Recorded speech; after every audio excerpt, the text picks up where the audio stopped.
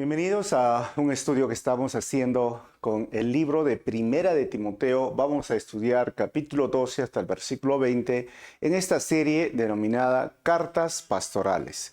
Y el título general habla de la responsabilidad del convertido. Antes de continuar, debemos recordar algunas cosas muy importantes acerca de este libro. Cuando hablamos de las cartas pastorales, son Primera y Segunda de Timoteo y el libro de Tito, que vamos a ir estudiando versículo por versículo. Hemos hablado también que Pablo quiere expresar a través de esta carta a Timoteo cómo él debe de dirigirse ahora que está encargado en la iglesia de Éfeso, una iglesia que se ha corrompido o se está corrompiendo por falsos maestros, maestros gnósticos, es decir, una filosofía griega que creía que lo espiritual era muy alto y la materia era muy mala, y esto llevaba a un tipo de libertinaje, porque espiritualmente ellos podían sentirse cómodos en base al aumentar su conocimiento, pero como lo material era malo, no importa lo que hacían con su cuerpo, lo cual los llevaba a una vida libertina sexualmente, porque en esta ciudad de Éfeso había un templo a Artemisa Diana en el cual había este tipo de prostitución idolátrica. Así que ahí está pastoreando a Timoteo. Y el versículo 12 dice: le doy gracias a Cristo Jesús nuestro Señor, que me ha dado fuerzas para llevar a cabo su obra. Él me consideró digno de confianza y me designó para servirlo. Y a pesar de que yo antes blasfemaba el nombre de Cristo en mi insolencia, yo perseguía a su pueblo, pero Dios tuvo misericordia de mí porque lo hacía por ignorancia y porque era un incrédulo. Oh, qué tan generoso y lleno de gracia fue el Señor. Me llenó de la fe y del amor que provienen de Cristo Jesús. Y la siguiente declaración es digna de confianza y todos deberían aceptarla, dice Pablo. Cristo Jesús vino al mundo para salvar a los pecadores, de los cuales yo soy el peor de todos. Vamos a orar y continuamos. Señor, te damos gracias en este día por tu palabra. Gracias, Señor, porque nos permites estudiar versículo por versículo. Y yo te pido, Señor, que cada persona que escuche esta enseñanza sea, Señor, tocada por tu Santo Espíritu, redarguida por tu Santo Espíritu, y sobre todo, Señor, hables a cada uno de forma personal y uses mi vida para compartir tu palabra en esta hora. Pido esto en tu nombre, Jesús. Amén. Muy bien, bienvenido a cada persona que se conecta. Hoy vamos a recordar un poquito de la historia que estamos viendo de este libro de Éfeso, o mejor dicho, de esta carta de 1 de Timoteo. Estaba en Éfeso encargado Timoteo. Pablo escribe entre el año 63 al 65 a Timoteo.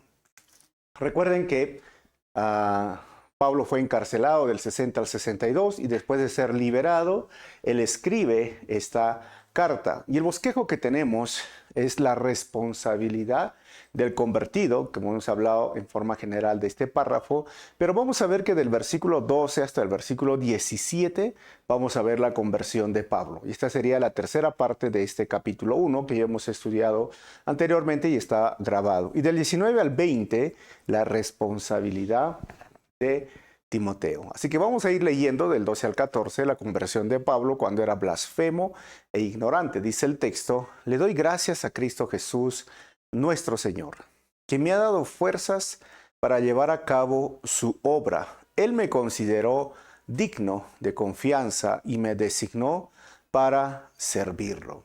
Pablo sufrió mucho y él mismo dice: quien me ha dado fuerzas para llevar a cabo su obra. Había estado 2 años en la cárcel por predicar el evangelio, y él dice: Cristo Jesús, Señor nuestro. O sea, es una de las primeras veces que usa Pablo este título hablando de Cristo, el ungido, Jesús, obviamente el Salvador, el Señor, el Curios. O sea, realmente Pablo está poniendo en alto el nombre de Jesús. ¿Por qué? Porque el contexto de los maestros gnósticos era negar la humanidad de Jesucristo. Exaltaban y reconocían, sí, que Jesús era divino, era un Dios, había llegado a un estado que se llamaba el pleroma, pero negaban que Jesús había sido de carne y hueso, mejor dicho, materia. Ahora, él habla de que el Señor le encargó este evangelio, el Señor le encargó y fue hallado digno de confianza, porque él, cuando empieza su carta, habla de ser apóstol. Y hemos hablado de este tema en el estudio anterior, de que no existen apóstoles como Pablo, y menos como los 12 apóstoles el día de hoy. Y hay que tener cuidado con aquellas personas que se autodenominan apóstoles, pensando que tienen una autoridad mayor en el mundo cristiano, evangélico, en su iglesia. Y hasta recuerden que ellos tienen un poder que en la Biblia no los otorga. Pero Pablo dice: me ha dado a mí las fuerzas para llevar adelante o a cabo su obra. Y el versículo 13 dice: y a pesar de que yo antes blasfemaba el nombre de Cristo, en mi insolencia, dice Pablo, yo perseguía a su pueblo, pero Dios tuvo misericordia de mí, porque lo hacía por ignorancia, porque era un incrédulo. En Hechos capítulo 8, versículo 3, cuando Pablo no era cristiano, era un insolente, como él dice, el autor del libro de Hechos, Lucas, dice: y Saulo, porque así se llamaba, iba por todas partes con la intención de acabar con la iglesia. Iba de casa en casa y sacaba a rastras tanto a hombres como a mujeres y los metía en la cárcel. Pablo es una de las personas que estaba perfectamente equivocado, podríamos llamarlo así, ¿no? Porque él consideraba que su labor era perfecta, era intachable, siendo fariseo de fariseos, judío, y que amenazaba al judaísmo este nuevo movimiento basado en la gracia, basado en el perdón, basado en el evangelio. Cristo, que empezó ahora la salvación para los gentiles y los judíos. Y él empezó a perseguir porque él pensaba que era lo correcto.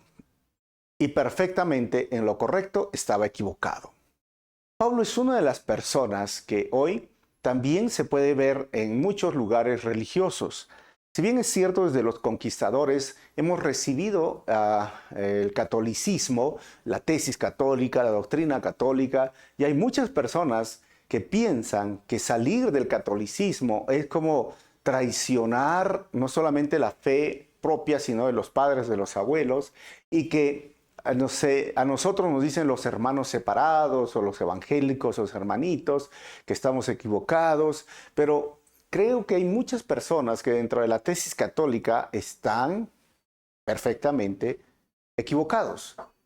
Igual que Pablo, religiosamente equivocados, porque no estamos en contra de la Iglesia católica o de la doctrina católica.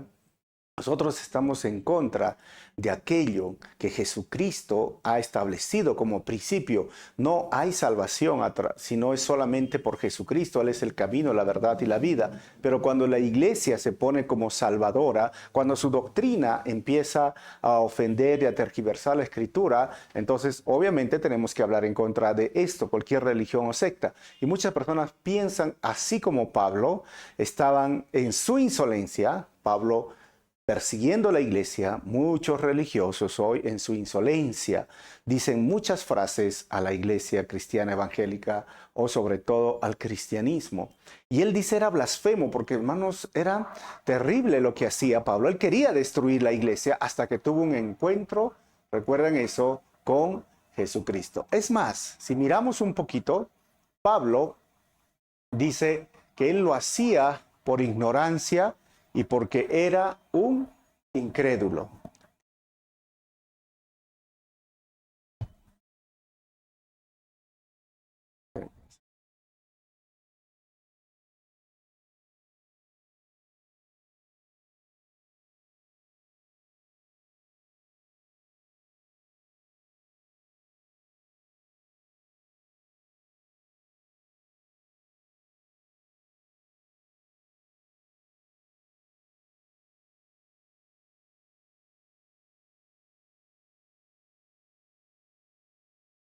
O sea, Pablo lo hacía por ignorancia y porque era un incrédulo, dice la palabra del Señor. Y él estaba en ese momento cuando apedreaban a Esteban, recuerdan, si podemos verlo, tienes ahí, estás viendo, o si no, recuerda en Hechos capítulo 7, Esteban predicaba, Esteban hablaba y él mismo narra más adelante que cuando lo apedreaban a este hombre, Esteban, primer mártir de la iglesia, Pablo estaba sosteniendo su ropa, Pablo estaba seguro de lo que hacía. Pero él, después de tener un encuentro personal camino a Damasco con el Señor, y eso no lo he visto en el estudio anterior, ahora él dice, yo lo hacía por ignorancia. Yo lo hacía porque era incrédulo. Era blasfemo. O sea, era alguien que estaba erróneo, estaba equivocado, estaba mal. Él, un religioso más. Miren, y en Hechos capítulo 17, versículo 30, él dice lo siguiente. En la antigüedad, Dios pasó por alto la ignorancia de la gente acerca de estas cosas, pero ahora Él manda que todo el mundo y en todas partes se arrepienta de sus pecados y vuelva a Él. Si bien es cierto, Pablo dice que vivía en ignorancia, blasfemo, equivocado, pero ahora él ha escrito 13 cartas del Nuevo Testamento. Ahora tenemos la Biblia, ahora tenemos la palabra, ahora tenemos la revelación especial. Y Pablo mismo dice, no puede decir alguien que ignora. Si bien hay muchas personas que todavía no conocen el Evangelio alrededor del mundo, pero no es el contexto de Latinoamérica y no es el contexto donde estamos enseñando ahora la palabra. Yo creo que todos conocen que Jesucristo es el único que fue a la cruz y murió por los pecados. Ahora, si uno se atreve, aún a pesar de esta revelación especial, a mantenerse en su religión, a mantenerse firme en su terquedad, en su necedad, decir no hay Dios, Pablo dice, antes les pasó por alto por ignorancia, porque no tenían la revelación completa, no tenían los 27 libros del Nuevo Testamento, no tenían la Biblia, hasta ahora lo tenemos en dispositivos, en celulares, etcétera. Ahora sí conocen y ahora no hay excusa para decir que no hay Dios, y Dios tomará en cuenta aún a esas personas que hoy se niegan a creer en Jesucristo. Ahora, Pablo sigue hablando y en el versículo 14 nos dice lo siguiente. Oh, qué tan generoso y lleno de gracia fue el Señor. Me llenó de la fe y del amor que provienen de Cristo Jesús. Ahora Pablo resalta el carácter, la generosidad, el que lo llenó de gracia, sobre todo Efesios capítulo 2, versículo 4 al 5, Pablo va a resaltar otra vez esto, dice, pero Dios es tan rico en misericordia y nos amó tanto que a pesar de que estábamos muertos por causa de nuestros pecados, nos dio vida cuando levantó a Cristo de los muertos. Es solo por la gracia de Dios que ustedes han sido salvados. Hermanos, Pablo está recordando su estado pecaminoso, su estado basado en la ignorancia, su estado de blasfemo, o sea, su vida religiosa. Y ahora él resalta el carácter de Dios en la salvación. Y he vuelto a leer en Efesios porque, sabes, la salvación está basada en el carácter de Dios. Tú y yo no nos salvamos por las buenas cosas que hacemos. Tú y yo no somos salvos por simplemente, sí, celebro Navidad o celebro Semana Santa o entrego un juguetito en Navidad. Eso no es suficiente para ser salvos. No estoy diciendo que está mal hacer esto a las personas o al prójimo. Lo que estoy diciendo es que esas buenas obras no alcanzan para ser salvo, ni aún creer en Dios, porque los demonios creen en Dios y tiemblan. Lo que uno tiene que hacer es, a la revelación que tenemos de la fe y del amor que el Señor pone en nuestros corazones, responder con humildad y pedir perdón, pedir misericordia, dejar lo malo que uno está haciendo y hacer de Jesucristo su Señor para que llegue a ser su Salvador. Pablo resalta esta verdad y recuerda esto, hermanos, la salvación empieza en el carácter de Dios. Ese carácter lleno de misericordia y gracia que nos llena de fe y amor que provienen de Cristo Jesús. O sea, sin la misericordia, sin la gracia, no podríamos alcanzar la salvación. Y sin la fe que el Señor pone en nosotros, porque por gracia somos salvos, y sin el amor que el Señor pone en nuestros corazones, no podríamos ser salvos. O sea, la salvación se origina y empieza y termina en el carácter de Dios, en Dios. Él es el autor y el consumador de nuestra fe. Nosotros respondemos, obviamente, a la oferta de la salvación y, ojo, nosotros no nos salvamos a nosotros mismos, es Cristo que murió en la cruz. Él hizo todo y solamente por gracia lo recibimos, es un regalo, no lo merecemos, tampoco lo ganamos, nada de lo que hagamos va a hacer que merezcamos la salvación. Es un regalo de parte de Dios. Yo sé que a muchas personas cuando hablamos así les cuesta, ¿no? Porque siempre dicen, hay que pagar derecho de piso, hay que hacer algo. Por eso existen en la religión las penitencias, ¿no? O el hecho de, mira, nos vamos a latigar o lastimar nuestro cuerpo, vamos a dejar de comer, vamos a ir caminando a tal sitio porque tenemos que ayudarlo. Pero no necesitamos hacer esto. Lo que Jesús necesita es que dejes el pecado, es que dejes de mentir, es que dejes de chismear, mire, la inmoralidad sexual. Eso es lo que ofende a Dios y eso es lo que separa al hombre de Dios del pecado. Eso es lo que tenemos que hacer. Pero más penitencias, más cosas como estas, nada de eso va a hacer que tú seas salvo. Ahora, número 2, del versículo 15 al versículo 17, la conversión de Pablo por la misericordia de Dios. Dice el versículo, la siguiente declaración es digna de confianza y todos deberían aceptarla. Cristo Jesús vino al mundo para salvar a los pecadores, de los cuales dice, yo soy el peor de todos. Y Pablo afirma, Cristo Jesús vino al mundo. Y esto está resaltando su eternidad. O sea, todos sabemos que en Belén nació nuestro Señor. Y en Juan 1:1 dice, el principio del verbo, el verbo estaba con Dios, el verbo era Dios, o sea, el verbo ya existía. O sea, Jesús fue encarnado y no creado o procreado. O sea, tienes que entender esto, hermano, porque, ¿sabes? Hay personas que piensan, pero María es la madre de Dios. Pero María no es la madre de Dios, porque eso significaría que Jesús tuvo un origen, un inicio dado por María. Y es por eso que hablan, ¿no? La Inmaculada Concepción, hablan lo ponen como intercesora María. Realmente María fue portadora, porque no procreó ni engendró. O sea, ella fue usada por el Espíritu Santo como una sierva y merece obviamente esa honra y respeto, pero que lo pongamos en un punto donde es divina al punto de decir es mayor que Jesús o es la madre de Jesús en el sentido divino, eso es un error. Eso, y aún va en contra de la doctrina bíblica. Y Pablo estaba tratando de decir a aquellos también que pensaban que Jesús no vino en cuerpo físico, en materia, porque esto era la filosofía gnóstica, les dije, esto es digno de confianza. O sea, Jesús vino al mundo, Él ya existía, el verbo era Dios, el verbo estaba con Dios, el verbo estaba en el principio, el verbo es eterno. Dios se encarnó y nació como un bebé, se materializó, fue carne y hueso, 100% Dios, 100% hombre, y Pablo dice, esto es digno de confianza.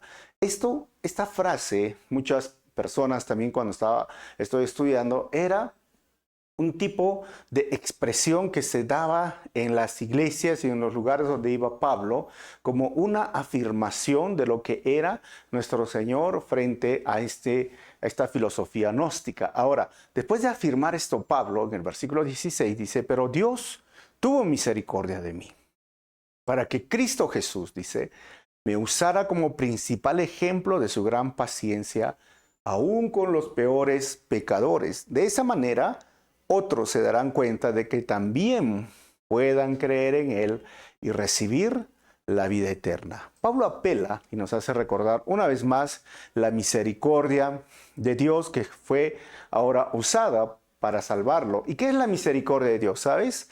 Misericordia es no recibir lo que merecemos. ¿Y qué merecemos? Merecemos el juicio, merecemos el castigo y la tortura eterna en el lago de fuego.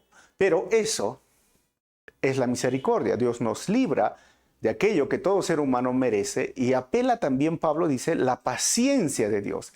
¿Y qué es la paciencia? Es la expresión de su amor que le hace soportar las grandes ofensas de los pecadores y no quiere que nadie se arrepienta. Miren que Pablo está dando una cátedra, un ejemplo de lo que vendría a ser la salvación, basado en el carácter de Dios, en la gracia, en la misericordia, en el amor, en la fe, en la bondad, y ahora muestra su paciencia. Y Pablo dice, yo era el peor de todos los pecadores. Era blasfemo, era ignorante, perseguía a la iglesia, o sea, era terrible. Pero Pablo dice, si Él me salvó a mí, te puede salvar a ti. Si yo siendo un perseguidor de la iglesia, también Él puede perdonar cualquier ofensa, cualquier pecado. Pablo quiere expresar a través de estos versículos que no hay ninguna persona que no pueda ser perdonado. Recuerda, hermano, ¿sabes? Miren, no hay pecado ni pecador que no puedan recibir perdón y misericordia de Dios si se humillan y dejan de hacer lo malo. Y si tú eres ya salvo, nunca te olvides que el Hijo de Dios también es un pecador salvado por gracia. Esto es importante para nosotros. ¿Por qué? Porque Pablo, a pesar de todas las cosas que estaba viviendo y teniendo, ¿sabes qué? Él aún seguía diciendo, yo he sido pecador. Nunca se olvidó de dónde Dios lo sacó. Y esto es importante para nosotros. El Hijo de Dios también nunca se olvida de dónde Dios lo sacó. Nunca nos olvidemos. Nunca pienses que yo ya llegué a un estado, no sé, no muy alto y soy un súper cristiano, súper dotado y yo ya no, hay personas que piensan que ya están en un grado tan alto, tan santo que ya no, ni pisan la tierra. No es la palabra del Señor. Pablo dice, yo era y sigo siendo y necesito la gracia cada día del Señor. Versículo 17 nos habla claramente lo que dice el Señor. Que todo el honor y toda la gloria sean para Dios por siempre y para siempre. Él es el Rey eterno. Y dice el texto, el invisible que nunca muere. Solamente Él es Dios. Amén. Parece que ahí Pablo termina, ¿no? Esta frase donde dándole el honor y la gloria a nuestro Señor por siempre y para siempre. Y Él es el Rey eterno. Y ojo, afirma otra de las características de lo que es nuestro Dios. Es invisible. Él es eterno y es invisible. Es el Dios invisible, es el Dios espíritu eterno, ajeno a su creación. Y sabes, por eso es que Él se encarnó, Él se puso ropa humana, para que puedas entender, en Belén, y ropa de hombre, se hizo siervo, como dice capítulo 2 de Filipenses, pero Él es invisible, porque Él es espíritu, su esencia es espíritu. Por eso cuando entiendas esta verdad bíblica, mira, no hay imagen, no hay estatua, no hay representación de Dios aquí en la tierra, porque el Dios eterno es invisible. Por eso es una ofensa, o sea, ya no hay honor y gloria cuando una persona quiere hacer la imagen de Dios en un cuadro, quiere adorar a través de un niño o de una estatua o de una cruz. O sea, Dios no necesita, porque Él es invisible. ¿Cómo podríamos hacer algo de lo invisible? No sé si me entienden, o sea, materializar algo de lo invisible. Dios es espíritu y más bien, como les dije hace un momento, Él merece la honra, Él merece la gloria. Y ojo, hermanos, el invisible Dios y eterno no recibe honor o gloria cuando los seres humanos intentan hacer imágenes de Él y adoran a las estatuas en su nombre. Por eso es importante que entendamos que las estatuas, las imágenes o la idolatría es una ofensa directa a Dios. Y en Éxodo capítulo 20, Él mismo dice, no te vas a hacer imágenes, no te vas a hacer ningún ídolo, ninguna estatua, y sabes, no te vas a arrodillar, no las vas a honrar, no las vas a adorar. Hay un solo Dios y Dios es eterno, Dios es espíritu, no es una imagen, no es un becerro, no es una mujer, no es un niño, no es una estatua, no lo es. Dios es eterno e invisible y merece el honor y la honra y la gloria, porque Él es el Rey, porque Él es el Señor de señores. Jesús mismo afirmó esta verdad cuando se acercó a esta mujer en el pozo, a la mujer samaritana, y le dijo, llegará la hora, mujer, donde no adorarán ni en este templo ni en esta montaña. Los verdaderos adoradores lo adorarán en espíritu y en verdad. Por eso a veces hay personas que vienen a la iglesia y bajo una perspectiva católica, y me dicen, pastor, ¿dónde están las cruces? ¿Dónde están las imágenes? Está todo vacío, le falta algo. Yo digo, no, no, porque adoramos a Dios en espíritu. Y adoramos su presencia cuando nos reunimos, le alabamos, levantamos nuestras manos, porque es una actitud del corazón. Y lo adoramos en espíritu, porque Dios es espíritu. Ahora, vamos a ver la última parte de este capítulo, es la responsabilidad de Timoteo. La responsabilidad de Timoteo frente a las batallas de la fe. Dice el versículo 18, Timoteo, hijo mío, te doy estas instrucciones basadas en las palabras proféticas que se dijeron tiempo atrás acerca de ti. Espero, dice Pablo, que te ayuden a pelear bien en las batallas del Señor. Lo primero que vemos es que Pablo le dice, hijo mío, ya hemos hablado de esta confianza que tenía Pablo con Timoteo. Y lo segundo de este versículo es que nos habla de las instrucciones. Y Pablo habla otra vez, batalla, instrucciones, porque para él usa mucho estas analogías, ¿no? De volver a mirar al ejército, la armadura de Dios. Siempre ha comparado, ¿no? la vida cristiana para él como enrolarse en un grupo, en una armada, en personas como soldados que tienen que responder frente a una batalla con un enemigo que no lo vemos. Efesios 6 habla, nuestra lucha no es contra carne ni sangre, sino contra seres espirituales. Tenemos una batalla y Pablo le dice a Timoteo, esfuérzate. Ahora, ¿y qué? Recibe estas instrucciones, ¿no? O sea, y las instrucciones no son, no le está diciendo Pablo, mira, te doy estas sugerencias a Timoteo, si tú quieres le haces caso, no le haces caso, no, son tus instrucciones. Y las instrucciones nosotros las podemos tener, por ejemplo, si tú compras un aparato electrónico y lo vas a llevar a tu casa, te dan un libro de instrucciones. Te dice, mira, primero tienes que hacer número 1, paso 2, paso 3, paso 4. Y a veces muchas personas se meten en problemas porque no siguen las instrucciones básicas. Y a veces pueden malograr todo este aparato electrónico. ¿Por qué? Porque es importante hacerlo 1, 2, 3, 4. Y Pablo dice, ahora yo tengo instrucciones para ti, Timoteo. Pero esas instrucciones no son al azar, sino son palabras proféticas. O sea, alguien te profetizó, tú tienes un don, Dios te llamó, Dios te escogió. Y espero que te ayuden, dice estas instrucciones que te doy, a pelear esta buena batalla del Señor. Entonces, cuando miramos estas palabras, primero en este versículo que dice el texto, palabras proféticas que se dijeron tiempo atrás acerca de ti, surge igual la pregunta, ¿existen profetas el día de hoy con los mismos poderes y ministerio de los profetas del Antiguo Testamento? Y la respuesta es sencilla, no, no existen. Así que si tú ves en los canales de televisión o ves por las redes sociales, no, profeta, sabes, no existe. Pero entonces haríamos una pregunta. ¿Existe el don de profecía el día de hoy? Sí, sí existe el día de hoy. Nosotros en Calvary Chapel no somos cesacionistas, somos continuistas. ¿Qué significa? Basado en 1 Corintios capítulo 14, versículo 1, dice, voy a leer el versículo 1, dice que el amor sea su meta más alta, hablando de Corintios 13, si se acuerdan el amor, Corintios 12, los dones espirituales, dice, pero también deberían desear las capacidades especiales que da el Espíritu.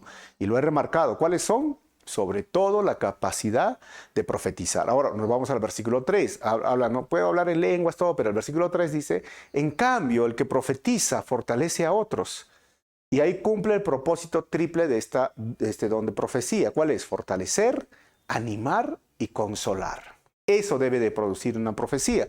Versículo 4. La persona que habla en lenguas se fortalece a sí misma, pero el que dice una palabra de profecía fortalece a toda la iglesia. Entonces, como dije, sí existe el don de profecía. Nosotros creemos en la continuidad de los dones, pero como profetas del Antiguo Testamento, como Elías, como Eliseo, y es más, que escribieron estos profetas mayores y profetas menores, no lo hay ni con ese poder, ni con esa autoridad de escribir libros, ni de profetizar más acerca del Mesías o de los asuntos eclesiásticos.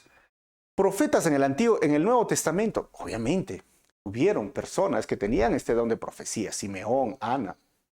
En el tiempo de Jesús, en el libro de Lucas, están hablando, Elizabeth, ¿no? O sea, hay personas en el libro de Hechos, las hijas de Felipe, Ágabo, existe profetas, el don de profecía ligado, y acá en 1 Corintios capítulo 12, 13, 14, que habla de los dones espirituales, y Pablo está llegando a este capítulo 14 y dice, está bien hablar en lenguas, pero no dentro de la iglesia. ¿Por qué? Porque ahora usa la palabra profetizar y este don de profecía como proclamar la palabra del Señor. En otras palabras, bajo la interpretación más estricta de este texto, diría, ¿cuándo se habla la palabra de Dios? Pues cuando se predica.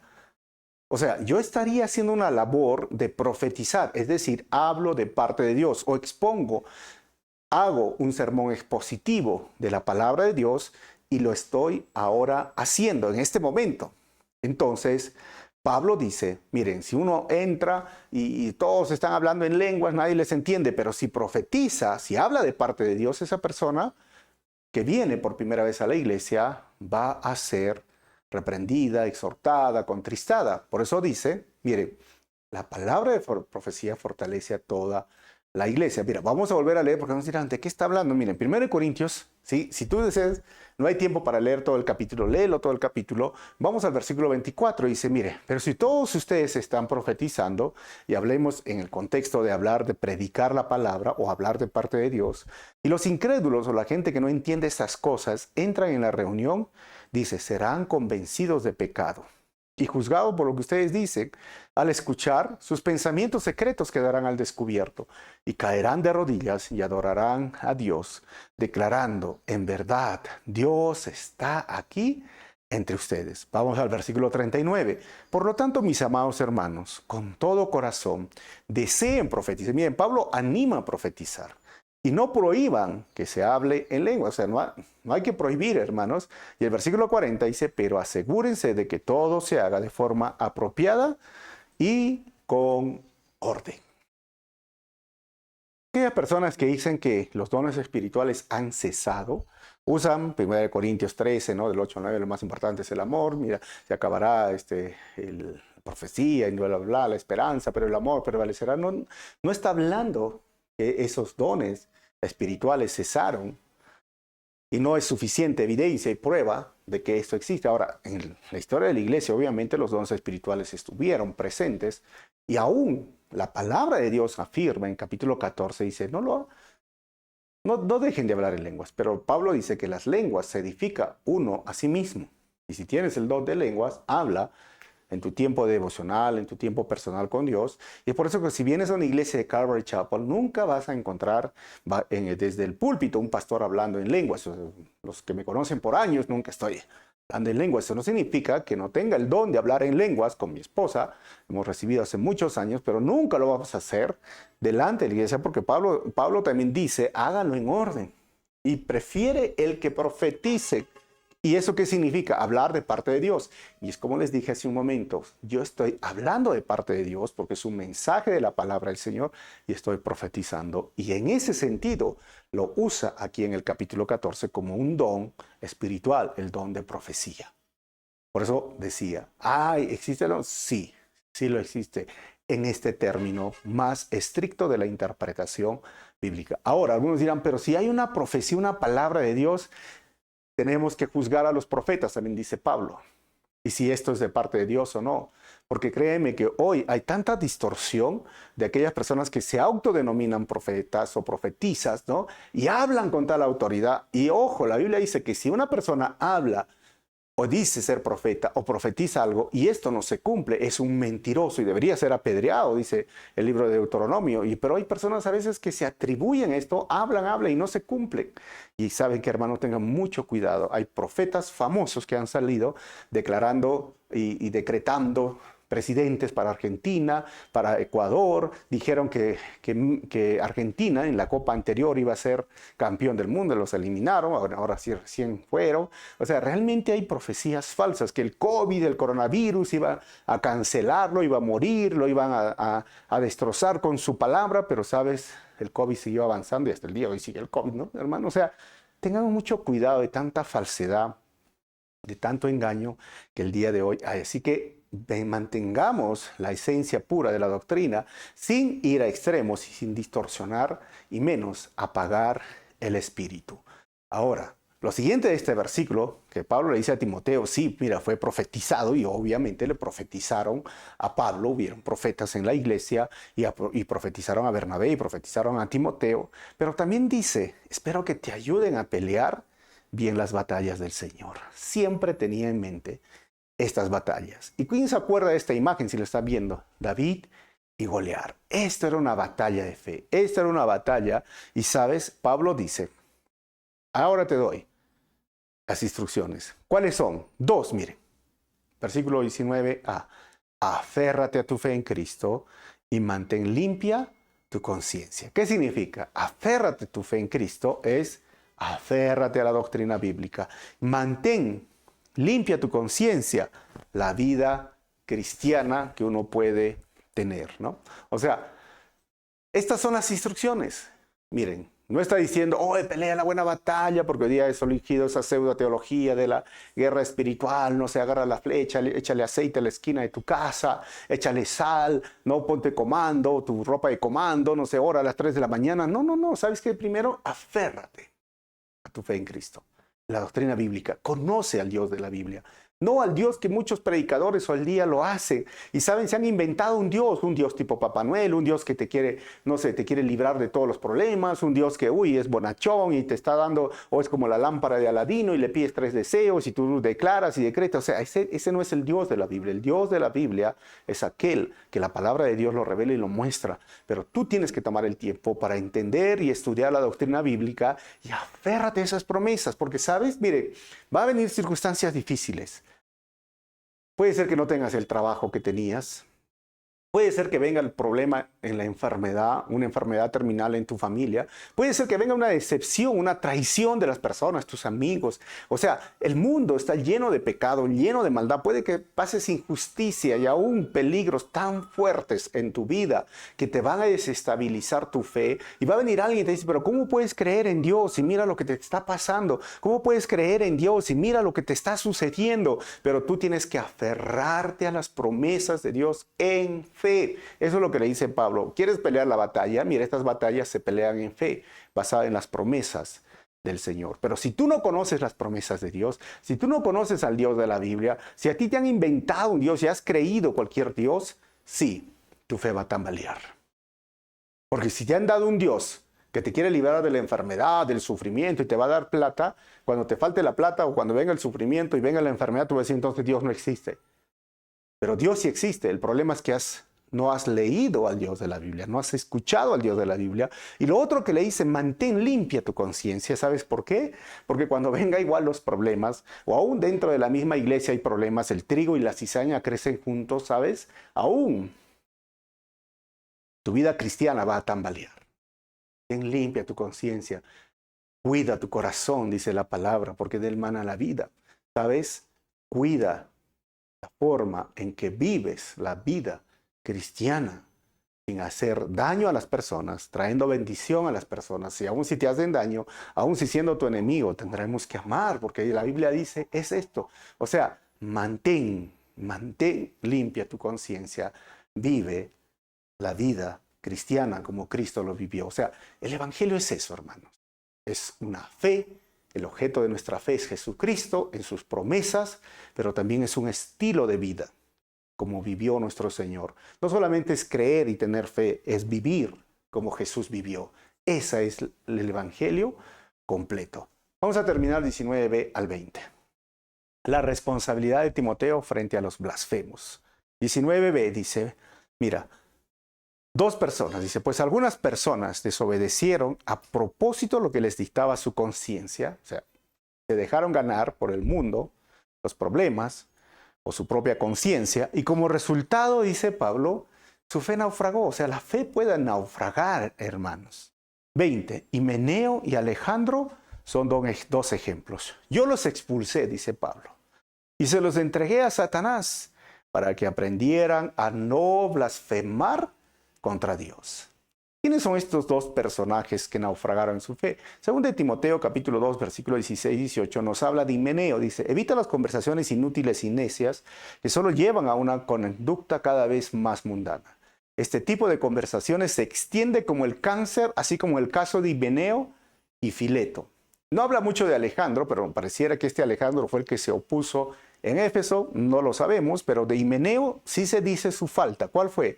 Versículo 18, ellos han abandonado el camino de la verdad al afirmar que la resurrección de los muertos ya ocurrió y de esta manera desviaron la fe de algunas personas. O sea, Himeneo se había desviado de la fe. Quizás hecho caso a estos gnósticos o había inventado algo. Pero Pablo dice, están blasfemando el nombre de Dios. ¿Y qué he hecho yo? Los he expulsado. Esto es algo interesante, porque ¿a qué se refiere?